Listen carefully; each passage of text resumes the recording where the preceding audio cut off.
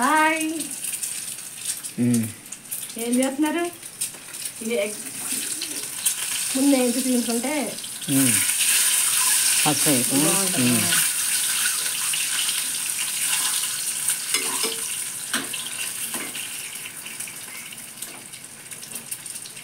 ఇంకేంటి ఏంటో తెలుసా?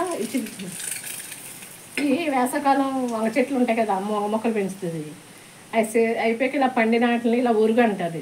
అదే పండిపోయిన వాటిని కోసి ఎండలో పడితే అలా తయారవుతుంది. వంగరుగు ఇప్పుడు వంకాయలు లేవు కదా, ఇంకా వంగ వచ్చాక వేసుకోవచ్చు.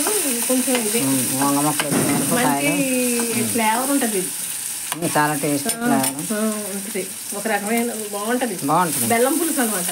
అది తీసుకొని వాళ్ళే మనం ఎలా కాకరకాయ పులుసు ఎలా అనుకుంటాం అలాగే పులుసు పెట్టి చేసుకోవటమే. ఏం చేస్తాం కాబట్టి లాస్ట్లో వేయచ్చు. ములక్కాడ ఉంటే వేసుకోవచ్చు. ములక్కాడ వండుకోవచ్చు. కాకపోతే ఇది ములక్కాడ కూడా ఇందులో కాంబినేషన్ బాగుంటుంది. ఏమి కూర లేనప్పుడు చొప్పును తీసుకుని ఈ ఉరుగులన్నీ మంచి వంగూరగా అంటారండి. అమ్మమ్మ కొనుక్కొచ్చింది. కొనుక్కొచ్చి వాళ్ళు ఎవరో కొనుక్కొచ్చారని తను కూడా చెప్పింది. మాకు ఇంట్లోనే ఉంటాయి. వంగ మొక్కలు ముదిరిపోయాక పండిపోయిన కాయలు అలా ఎండేస్తే ఎండిపోతాయి ఎండలకి, వేసవి ఎండలు. అంతే చింతపండు పులిపెట్టి బెల్లం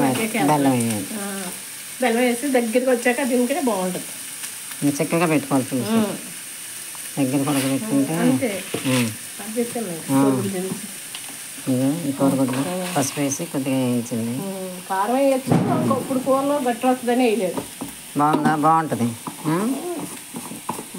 ఇందాక మా అమ్మ చెప్పిన నమ్మేరా? నమ్మాలి.